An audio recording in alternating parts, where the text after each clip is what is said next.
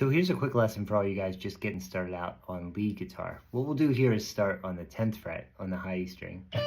We'll play that note, and then we'll hammer on the 13 and then pull back off to 10. And that'll be done with an upstroke to start out. And then you would go to the next string, the second string on the 13th fret with a downstroke. So we have this much so far. So you just get those 4 notes going and then just try to connect them. And then what's pretty cool is that you can move it to the next set of 2 strings and play the same pattern. And then also the next 2 strings. And really we're just staying in the scale. That's the important part. It's D Pentatonic Minor.